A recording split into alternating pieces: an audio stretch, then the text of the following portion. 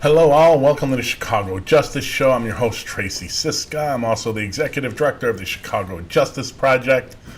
Want to find out more about what CJP does, go to chicagojustice.org. Want to find out more about our activism and crowdsourced research projects, go to cjpnation.org. Want to find out about our transparency work with the police board, go to cpbinfocenter.org. And you can find all the info about what's going on at the Chicago Police Board. So welcome to the show. Today we're going to talk about in our main segment, Lightfoot's ticking time bomb cop.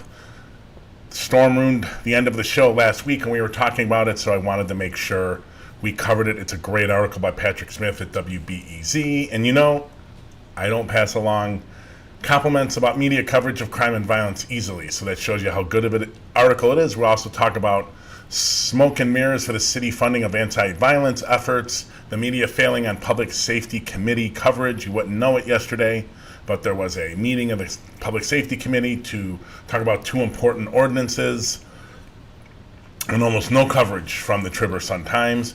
Then we're going to cover pretty quickly an angry voicemail I got, which I think is I'm really playing it because I think it's representative of a consistent theme that we get both for criticism and criticism of reform. So if you're watching us on Facebook, Twitter, YouTube, or Twitch, we want to make this as interactive as possible. So by all means, drop a comment or a question into the chat or comments at any one of those platforms. I'll get it on my iPad here, and I will try to incorporate it into the show. So before we go on, I want to talk to you about a couple important updates.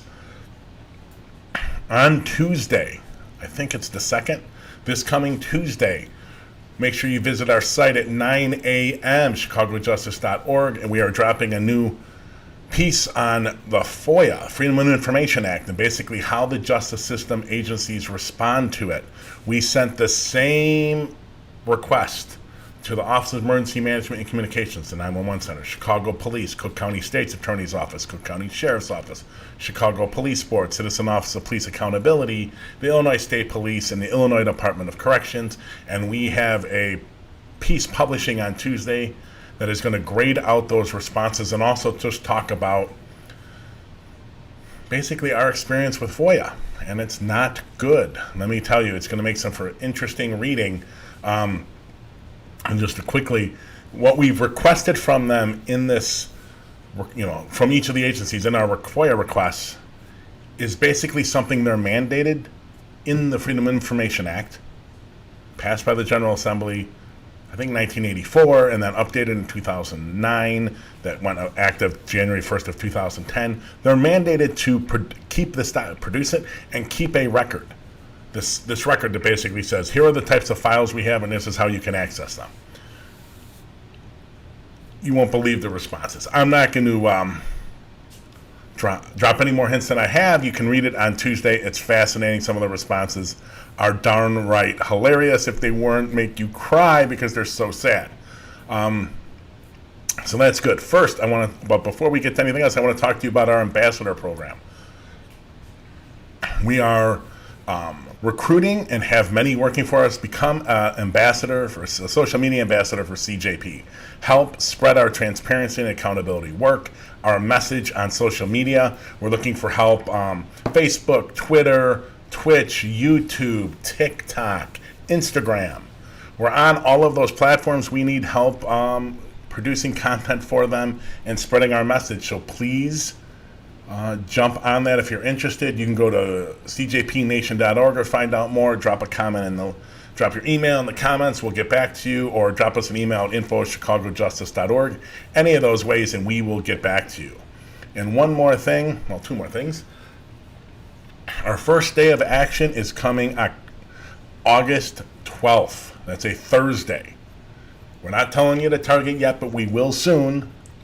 But we need your help to help us basically tweet storm a criminal justice agency and a leader as they just refuse to live up to their responsibilities on the Illinois Freedom of Information Act. So we're going to let them know that Our nation is not happy with it, and they need to step up and live up to their responsibilities. And one more before we get to our main segment. CJPNation.org. I mentioned this website earlier. This is where you go for any information about our internship program, our volunteer program, crowdsource research, day of action, social media ambassador, all of that. CJPNation.org. We also have a meeting tonight at 7 p.m. Central. If you're interested, let us know in any of the ways I've said, and we will give you the link to the Zoom meeting tonight. We meet every other Wednesday, and we're meeting tonight and to start really preparing for the day of action on the 12th. So if you're interested, please let us know. Okay, so let's get to our first segment. And like I said, a little bit on Monday's show, but I want to go in depth today. That's why it's our main segment. This is a WBEZ article, and it's titled, "What Happened After Lightfoot Called Chicago Cop a Walking Time Bomb?" I added ticking to it. The reality is not much, and that is the truth. So I rip the media when I don't think they're good. This is a very, very good article, in my opinion, by Patrick Smith from WBEZ. I call them how I see them. Sometimes I don't like them. Sometimes I like them. You're going to know at least my true feelings about them. Never going to hide that for you. This article, this whole thing is fascinating. So this piece is about Joshua Purkis, who's a field training officer. Okay, keep that in mind. What is an FTO? Because I may mention in the letter that abbreviation. FTO is a field training officer. Field training officers train new cops that get out of the academy. New cops that get out of the academy are partnered with a field training officer. So remember, this guy is training new cops. Okay, let's get to it. Let's get to the article. On July 21st, Chicago Mayor Lori Lightfoot sent an email to some of her highest-ranking staffers about a veteran Chicago officer named Jason Purkis. Or I'm sorry, it's not Jason, it's Joshua. My apologies, Joshua, for screwing up the name. My apologies. So Joshua Purkis, who, she said, sounded like a walking time bomb with a badge and a gun. What did Joshua do? Lightfoot was flagging a WBEZ story from the previous day outlining Purkis' history of social media posts that had prompted a Cook County judge to call the officer frightening, a judgment Lightfoot echoed in her email. The judge called a cop frightening. Here's the funny part that you have to know about the content here, ladies and gentlemen. Cops lie in court all the time. Now, am I saying all cops lie? No, I am not by no stretch. But cops do lie all the time in Cook County Court and get away with it. Why? Because they lied for decades. How do we know they lied for decades in the Burge cases? Decades. Did anything ever happen to them around perjury? So for a judge to step up and call a cop frightening and take the other action he has is really, really amazing. That's how bad this person is. So that email by Lightfoot set off a bunch of emails going back and forth. Back to the article. In fact, despite the rare public admonishment by a sitting judge and the mayor's obvious alarm, Purkis only received a one-day suspension for social media posts like "work, hustle, kill." Choose your victims carefully, and honesty is not always the best policy. Yep. I mean, honesty is not always the best policy. Yeah, I mean, that's not. I don't make much of that. They do have some freedom of speech protections. That I don't really make much. Work, hustle, kill, that's a little more alarming. Choose your victims carefully. It's a little more alarming too, I would say. Get back to the article. Meanwhile, public records show a second investigation apparently prompted by WBE's reporting is still unfinished nearly 1 year later. That despite the fact that the comments being investigated are contained in public social media posts and court transcripts that have been in the city's possession since 2019. So, if they got them on December 3rd, 2019, that means they've had them for, well, since I've been home almost. I haven't been to Chicago since Christmas Day of 19. So basically 20 months, almost. at the best case scenario. If they got them early in 2019, could be 2 years, could be over 24 months, and they still haven't. I mean, is the counter system broken? Yes, it is. Does it not have enough money? It certainly doesn't. And we will be producing something not probably next week, but probably after the break. We're going to take a break for, I'm actually going on a vacation, so we're going to take a break, but we're going to produce some numbers about how underfunded the police accountability system is.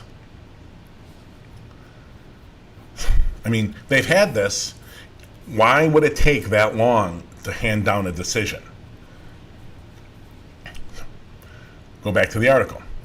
2 days after Lightfoot sent her email, Tamika Puckett, who was then the city's chief risk officer, who's left, most of her administration is left, prepared an informational memorandum for Lightfoot on Purkis, writing to the mayor that Purkis has been investigated for misconduct 44 times in 17 years. In the 17 years with the CPD. That's more than 98% of other officers, according to the Citizen Police Data Project by the Invisible Institute. Data Project. Hold on. In totality, all the investigations, this is still Puckett. In totality, all the investigations were procedural or operational in nature, Puckett wrote. Bureau of Internal Affairs confirmed that none of the investigations arose from allegations of excessive force or other civil rights violations. So what that means, ladies and gentlemen, is these are most likely operational, procedural, and manner means they're internal. He's had, now we don't know for sure, but it sounds like 44 internal complaints from his co-workers and bosses, and he kept his job. Man, he should run for FOP president, Fraternal Order Police president. He's just like the little John Catanzara. John Catanzara, who's president now, has got 50 complaints. Yeah. The system is broken. What other job could you possibly have this many complaints from your bosses and coworkers and keep your job? It's just unbelievable. So the article continues. A staff member for the judge responded that all the information available to the court and the court's remarks are all set forth in the transcript of proceedings, which were already in the city's possession. In fact, Esrig had directed the comments about Purkis to attorneys for the city who had called Purkis to the stand in the first place. It's really unbelievable. In her informational memo, Puckett wrote that the reason for the delay from the close of the case in October 2019 to command channel review in July 2020 was attributed to the delayed implementation of a penalty module of the BIA's new case management application. They will use any excuse. Any excuse. In an email responding to Puckett's memo, Lightfoot wrote, "The delay and the stupidity of the command channel review is ridiculous." The mayor also expressed concern over the fact revealed in WBEZ's story that Purkis was a field training officer. Yep. 44 complaints, and someone in the police department thought it'd be a good idea to make him an officer that trains other officers. Someone should question David Brown. First of all, find out when Purkis got the FTO position. But someone should question him. How many complaints would it take to not give someone the field training officer position or remove them from the FTO position? How many complaints should an officer have that is okay to be a field training officer? Right now, it seems like 44. Which is literally a little over 2.5 per year. Unbelievable. Ladies and gentlemen, you look at this and remember, in the story, actually, the delay was great. We had to delay the story a day. Yesterday, the Public Safety Committee did a pro forma hearing on the Anjanette Young Ordinance. Right? Got nowhere because there was no vote because the mayor and Talafario chairman are such cowards. Everyone says, well, we need police department policy. We need police department policy. The policy is allowing someone with 44 complaints to be a field training officer training new cops. Why the hell do we have any faith in the in the damn policy when your policies are that broken. The police accountability system, it's taken, at least 20 months, if not well over 2 years, to get an investigation in this guy done, even though they've had all the records basically the entire time. Legislation is what we need. Policy, police department policy is never going to do it. Anyone who thinks that is just wrong. Wrong. There's no evidence to prove that works. Certainly no evidence in Chicago's history. Moving on to our next segment.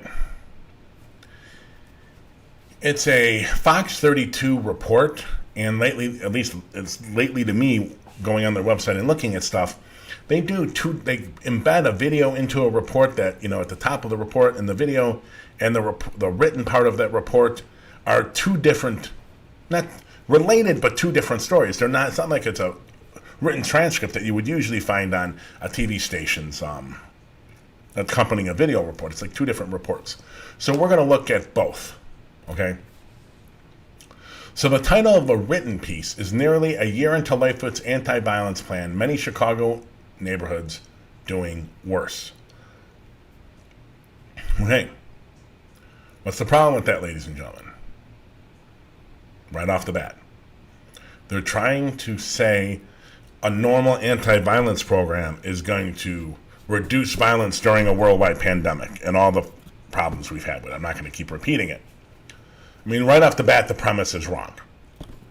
It's just wrong. But first, before I rant and rave about this piece, because it's Fox 32 and there's always stuff to rant and rave about, I'm going to show it to you. It's a minute 47, and we will be back after on the other side. As violent crime continues to plague Chicago, residents, community leaders, and police are calling on the city's youth to put down the guns. Forgive your conflicts. Right. Let that young man you're planning to kill tonight, let him live.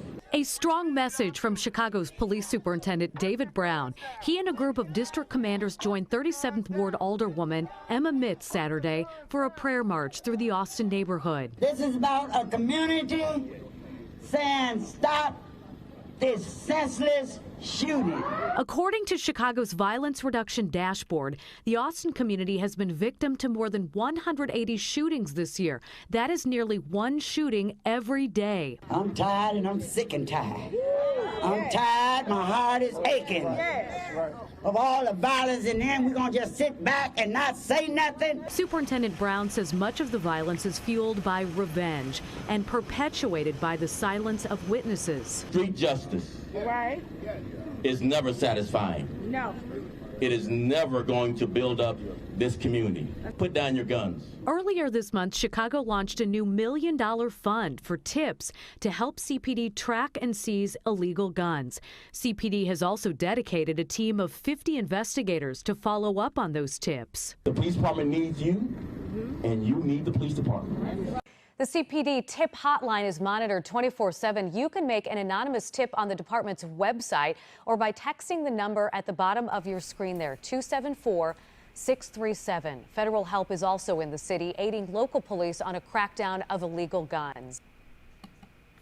Okay, so the alderman there being featured in that useless minute 45 of not really news, public relations, they hook, line, and sinker, was Emma Mitz. Now, I challenge anyone to let me know what Emma Mitz has actually done for her community. I might be wrong, and someone please get me the data if I am wrong. I bet you Emma Mitz was close to a 90% plus voter with Rahm and Daley. I don't see what she's done to be challenging the system. I would love to see it. Someone's got to dig it up. Did she vote for the meters? Did she vote for the school closings? Did she close for the mental health closings? What has she done? I know back in 2010, I think the hearing was, under Daley, we were trying to get police board, our reforms for the Chicago Police Board passed. I was part of a Chicago Coalition for Police Accountability. We're trying to get them passed. We had a hearing, and it was just a bunch of daily people saying no, no, no. And Emma Mitz walked in, sat down, and got some clearance from the chairman, Carruthers at the time. Now, he went off and did a bit in federal prison and came out, run again, and didn't get anywhere. But Carruthers let her immediately start asking questions, and the only question she had was one. I don't know, she's like, I don't understand, son. If it ain't broke, why are you trying to fix it? She hadn't read the report. She hadn't read the fact sheets that were in front of her. She didn't read the boards that were up behind us testifying on the results of our study about how broken the police board is. And I said, well, it is broken. So that's what the report says. Okay. She gets up and walks out. This is the person that's on video saying, we're not going to take it in our community. You've been taking it for years. What have you done to change the social circumstances in those communities? Besides keep getting reelected.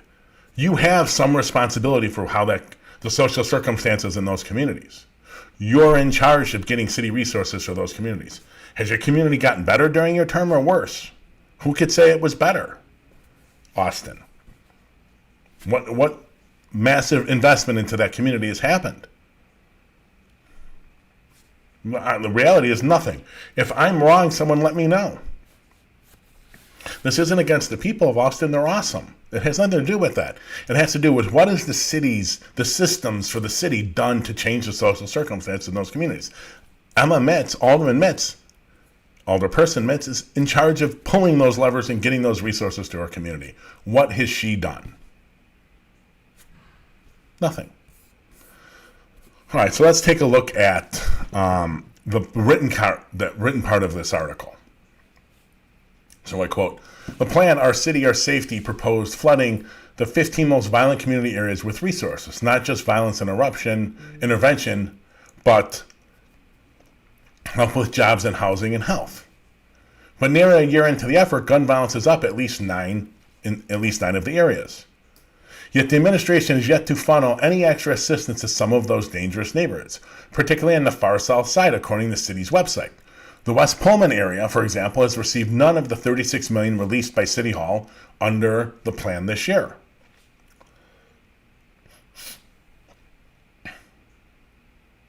Of course. What do you expect? Lori Lightfoot, like Rahm Emanuel, like Richard Daley, is trying to nickel and dime community help, community resources, anti-violence work. Lightfoot put $36 million in. Maybe Rahm put 2 or 3 or 5. It seems like a massive difference. The TIF Tax Union Financing Program in 2019, ladies and gentlemen, collected $928 million. $92 million would be 10%. So she put right about 3% in, maybe.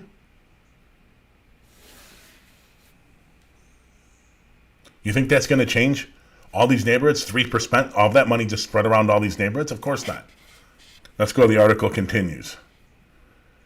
It's a solid plan, said Lance Williams, once again, I believe it's Dr. Lance Williams. I went and looked up. I believe he's a doctor. It's not on the title at Northeastern, but he does have a PhD. I have a feeling if he was white, they would probably say Dr. Lance Williams. I know Lance, he was on our community advisory board. It's a solid plan, said Lance Williams, urban studies professor at Northeastern Illinois University, who has sat in on the funding discussions. The problem is there are no resources attached to the plan to make it actionable. The city's approach is just to PR their way through the shootings. Nothing's changed, or very little. Pressed for over 2 weeks to provide accounting of all the money released through Our City, Our Safety, City Hall said Friday a list would be published online soon. You don't already have one? Why wouldn't that be online, ladies and gentlemen? Now, let me get to it. I'll explain what they're doing. And it's kind of trying to spread the money around in an intelligent way. It's nowhere near enough money, so it doesn't make a difference if they do it stupid or intelligent. In September, back to the article, in a September meeting of the City Council Budget and Public Safety Committee, Southside Alderman Michelle Harris said the city was wasting millions by funding violence prevention organizations that had no impact.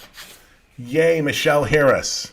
Another person who votes probably 100% of the time with Rahm and Daley. She's awful. Awful. We tried to get her to back the police board reforms, and she was against them. She's such a tool of the machine. Such a tool. Why you would even ask her a question about things like this? How the hell does she know these anti-violence groups have no impact? Well, violence numbers still go up. All right, well, how about they did have a massive impact and the numbers still went up, and if they weren't there would have been an unprecedented increase in violence. Well, you don't know that. Of course you don't. Because you're a politician who doesn't know anything about the subject matter whatsoever, and you don't care. You're just throwing out a quote, pulling out of your butt. I mean, very Trumpian of you. Very, very Trumpian of them, of her. But that's what you get from the city council. Cluelessness, ignorance, stupidity. This is what you get from most city council members. She was on public safety. What did she do during those times? Our report showed they hadn't done anything for damn 20 years on this subject. So what has she done? Probably nothing on the subject. As I put in my notes, look in the mirror, Alderwoman. Yeah, she is part of the problem. Once again, we should go look. It would be great if someone, doesn't always have to be us, go look at the resources that go into these communities by aldermanic term. It would be fascinating. Back to the article. Beal said violence was actually trending down until around 2019, when he claims the police department shifted resources downtown. Now, here, he's not wrong, but he's misleading you on purpose because he's got a line of something he doesn't know what the hell he's talking about. Okay?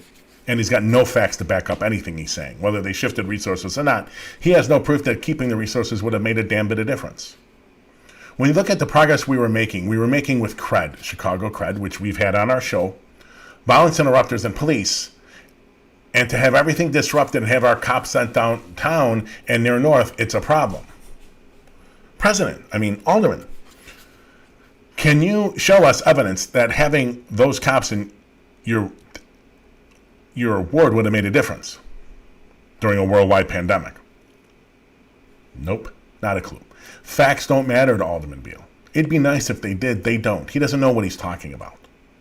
Him, Alderman Lopez, Paul Vallis, they don't have a clue about where the police department puts resources and takes it out. And oh my God, what are you doing? They're short. They don't know what they're short of. They don't know how many cops that ward needs. And by the way, all the science shows it isn't the number of cops, it's what you do with them. You could probably double the cops in Beal's ward and you would still have violence. But he doesn't care. He doesn't care. This is something he can complain about and point fingers and not have to take personal responsibility. This is a distraction. That's why him and Lightfoot are so alike. Him, Lightfoot, and Brown, and he fights Lightfoot and Brown all the time. They're very similar beasts. All they want to do is point fingers. That's all they want to do. No one wants to take responsibility for anything. Back to the article. Chicago allocated $36 million for violence prevention measures in 2021 through a combination of sources: $16 million city funds, $15 million federal CARES Act money, and $5 million from the Cannabis Regulatory Act's tax revenue, according to Lightfoot's office. Okay, so what you see there, ladies and gentlemen, she put $16 million in regular city funds, and the Chicago TIFs generate $928 million in 19. 928. 10% is 92.8 million. 1% is 9 million. She put in a roughly about 1.7% of equivalent of 1.7% of that $928 million. What does that TIF money go? Some for parks, which is off the books, and all the cranes in the city, they're all paid for by this tax money. Unbelievable.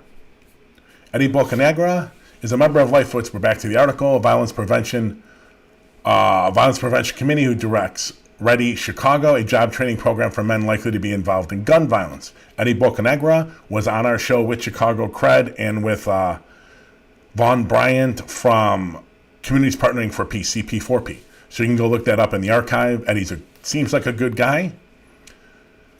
This is Eddie, quote of his. I was a big supporter of the mayor when she ran for office, but I'm so disappointed in her leadership and lack of management. I don't think the mayor really cares about outcomes. If she did, she would be investing in services that have measurable impact. Of course. She wants She probably does want to do what she can do in communities without disrupting any of the real meat and potatoes funding and stealing and corruption that is done to keep the loop looking like it does. Right? The loop, the West Loop, South Loop, Fulton Market, Lincoln Park, Lakeview, Gold Coast, Andersonville, Roscoe Village, where I used to live once upon a time in Chicago, Little Italy, their West Side. That's what you have to do if you want to be mayor and you want to win. Keep the white rich people happy. And really, there's not making, if you're just, I think Lightfoot Rahm invested $1 million or $5 million in anti-violence money, and Lightfoot jacked it up to 36. And see what I did? Well, you only took 16 of city money. The rest was from feds and other things. So that's not that big of a deal. And honestly, 36 million isn't going to do, it's a drop in the bucket of what's needed. And that's why it's having an impact like a drop in the bucket of violence in Chicago. No one will invest, no alderman will invest what's needed to make a difference. They're all trying to do it on the cheap, which is just unbelievable. Okay, ladies and gentlemen, we'll be back after 1 minute. We're going to take a quick break. Here's some information about our Nation program. Once again, we meet at 7 p.m. Central tonight. If you want to be involved, drop us an email in the chat or comments, or go to cjpnation.org and we'll hook you up. Join a group of engaged and committed individuals advocating for transparency and accountability in the local justice system around the country. Get engaged through crowdsourced research projects, digital activism, public policy advocacy, or become a social media ambassador. Our criminal justice system will not reform itself. Communities must demand it. Transparency can be the fuel for justice our local communities need to combat the weaponizing of data by our justice system. Transformation of our justice system cannot occur until we know exactly what they are doing and who they are doing it to. Get involved today. CJP Nation.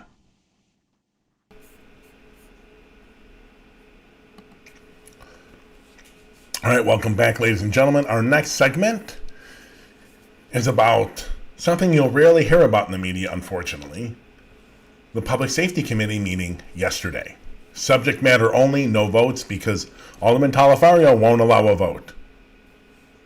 So, Richie Daley, Rahm Emanuel of them all. I'm sure he got the signal from Mayor, no votes. So what did he do? No votes. And of course, he's an ex-cop, so getting him to move on actual real reform is near impossible. So we're going to look at the Sun-Times article. It's really, it's longer. The title is Chicago Alderman Debate Halts to No-Knock Search Warrants in Police Gang Database. So, Mick Dumpke, ProPublica, published a big expose on the gang database for the city of Chicago. I would say Chicago, CPD, Chicago Police Department. It is devoid of facts. It's got all kind of people in there, and they don't have reasons why they're in there. No one knows. Yeah, they don't know. They don't have any reasons. The police department didn't really have any policies in place and guidelines and rails to manage how people got entered and who entered people. So people just got flooded in there. I'm sure you're going to see for TAC teams and some beat cops were just throwing people in there because it got them a nice little star. Right? I'm sure that's what you're going to hear. I'm sure that's what's going to find out. So this database is a joke. It had people that are 110 years old. It had 89-year-olds in the buildings. It had young kids. I mean, like in their single digits or early teens in there. Excuse me. It was a joke. Even the Inspector General's office wrote a report about how broken it is. It's so broken that the CPD is coming up with another version, and they're putting baby rails on it. Because that's how David Brown does policy.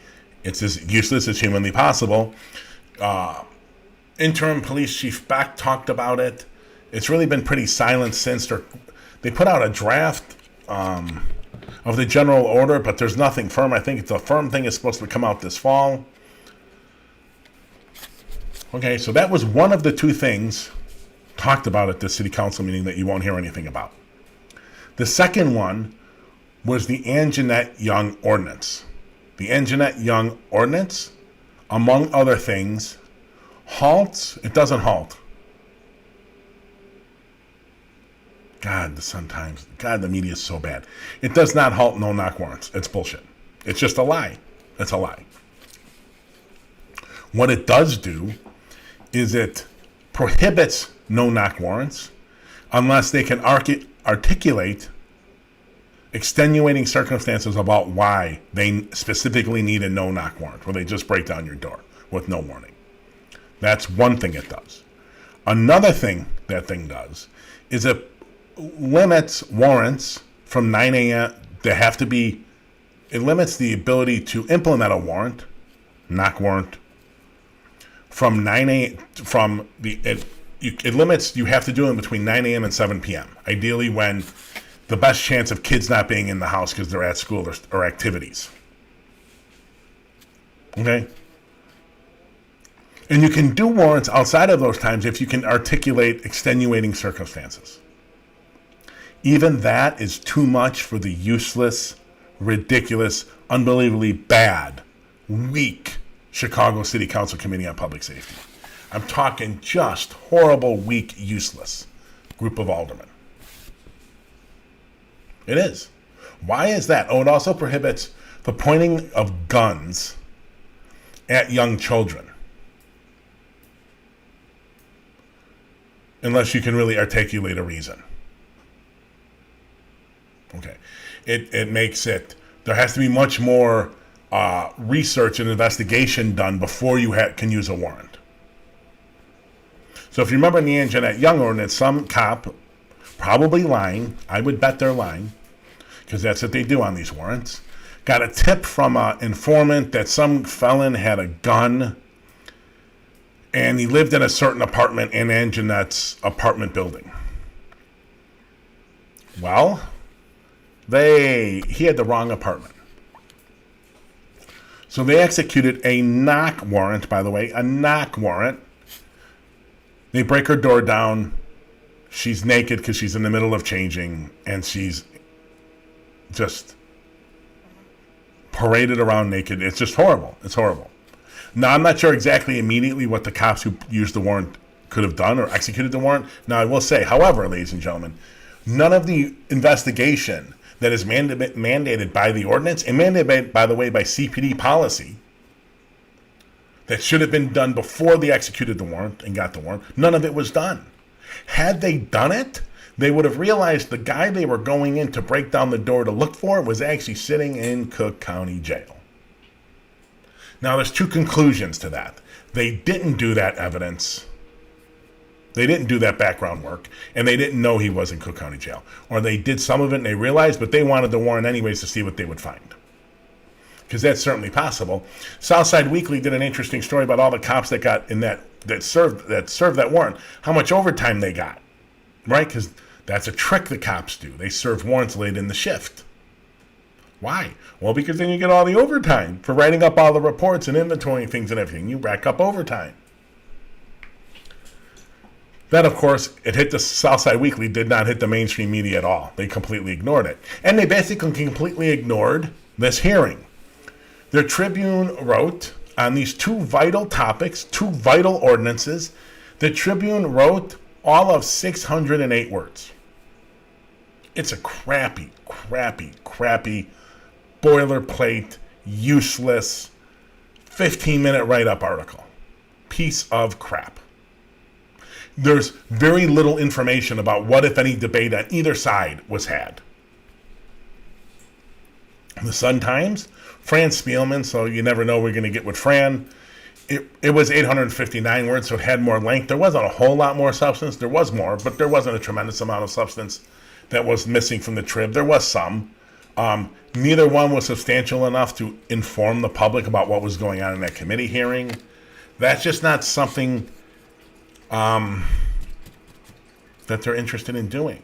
These were both boilerplate stories. It's a very, I always look at this when I look at these, especially these hearings. It's very he said, she said. It's very sports-like reporting. he got into a double play. Then they hit a double, and then he got a walk, and then he scored, and then they brought in a new pitcher because you're just back and forth. There's no analysis in there. Like, why wasn't it only a subject matter hearing? Why didn't Telefario bring it for a vote? How about that question? Did the mayor influence your decision not to bring it up for a vote? How about that question? And this is part of the reason, our report on our website, the Public Safety Committee report that we looked at 20 years of their agenda items, they suck, this committee. They suck. But part of the reason they suck is because the media behind them that's supposed to help hold them accountable also sucks and pays no attention to what they do. Then they can do whatever they want if the media is not paying any attention. This is just what we get. Okay, so our next segment is a little new one. I'm not sure how many of these we'll have, but I'll bring them back when I get them. And it's basically just angry voicemail. So I do have a little video, but there's not much to watch. It's just really worth for hearing for our podcast listeners. You're not missing anything, although all the images from our show will be on our website when the podcast posts. So go to the website and get them. So will the videos we play. As always, this is an angry voicemail I got, which I'm playing because, or CJP got, but it was for me. They were targeting me. I think it's so, it just proves the thinking of police supporters out there when it's no matter what they can do, no matter what they do, it's always right. Anything they got to do is right. So let's go to this, and then I'll talk about it on the other side. Hey, my name is Leon Sanchez. I was born and raised in Chicago, and I listened to what you had to say about the president of the police union. Why don't you go hang out in one of them neighborhoods for a couple of days and let me know how you feel after that? Gee whiz, you got no guts, and then you want to talk shit about him. Okay. Hilarious. I have no guts. Why? How would you know? God, did I write his name down? I don't want to mispronounce it. All right, I don't have his name. I'm sure it's in the video, but who cares? Sir, how do you know I have no guts? You're not allowed to criticize the police, I guess. Anything the police have to do in these neighborhoods, and you mean black and brown neighborhoods, I'm sure. Right? I'm sure that's what you mean. In those neighborhoods, go spend the income. I've been in those neighborhoods, my friend. I have spent plenty of time in those neighborhoods, my friend, working with community groups since the early mid-90s. Does that win me the badge to be able to criticize John Catanzara? I'm sorry. It's a democracy we live in. The public gets to criticize the government. One of the advantages of living in America. And I get to criticize a cop, by the way, who has racked up 50 complaints in 23 years. Just over 2 per year on average, which is less than Perkis, who was at 2.5 or 2.7 a year. Perkis may, if he survives this round of accountability, he may outdo Catanzara. Sorry, I get to criticize him. Also, I think we're able to reasonably prove, although we just sent the new Freedom of Information request into the CPD for records related to Catanzara's investigations, to get them, because we got what COPA has, now we're getting what IPRA has, Bureau of Internal Affairs has. We think something like 30%. That's just looking at from what the content of the complaint is. It's like an operational personnel violations. Doesn't seem like something the public would complain about. If that's true, then about 30% of the complaints are from internal sources. Internal. Once again, the blue wall of silence finds they don't mind complaining about Catanzara. It's unbelievable. But I shouldn't complain. He's got 50 complaints. We think around 30% or more, maybe many more, are internal. Fellow cops and bosses complaining about him. On paper, 10 sustained complaints, 2 attempts to terminate him, and multiple suspensions. He's on suspension now, they're trying to fire his butt. But it's all okay. Don't you worry about what they do in those neighborhoods. Whatever you're talking about, those neighborhoods are. Whatever they got to do in those neighborhoods is fine. You should just say thank you and go on your way. That's it. That's all that matters. Whatever they got to do. So I'm going to say to the caller, that was pretty racist, for sure. Whatever those neighborhoods are. That's pretty racist. And pretty dumb. All right. I get to criticize Catanzara. You don't have to love it. I don't care. He shouldn't be a police officer. He is the shining light that shows the police accountability system is unbelievably broken. The police board, unbelievably broken. They tried to fire him twice. Somehow he kept his job. Let's see if they fire him this time. I have a feeling they're going to terminate him this time. The third time may not be the lucky charm for Mr. Catanzaro. And regardless of how many of these calls I get, I'm going to keep doing what I'm doing. And the investigation continues. I mean, it may take 50 years for the police department to respond to our FOIA about Mr. Catanzaro, but trust me, I'm going to do it. Okay, now we're going to go from an angry voicemail from an obvious Trump supporter, do whatever you got to do in those communities, to an angry letter to the editor in the Sun-Times. Now, it's not written by the same guy. At least I don't think so. So let's go to it. It's got a title on the Sun-Times website, and it's called Civilian Oversight of Chicago Police is Nothing But Politics. And this is written by Antonio Acevedo from Westtown. Westtown has some Trump supporters, no doubt about it. Okay, let's take a look at a couple of the meat of this letter to the editor. It'll be very similar. You're going to hear echoes of what we just heard in the voicemail. There are thousands of shootings in the city every year that has destroyed the reputation of this great city. In my humble opinion, the problem is not police misconduct, but more drugs and illegal firearms. Elected officials should run on a solution to those problems, not the police. Well, Antonio, let me ask. So we have more drugs now than we had during the crack wars in the 80s. Is that what you're telling us?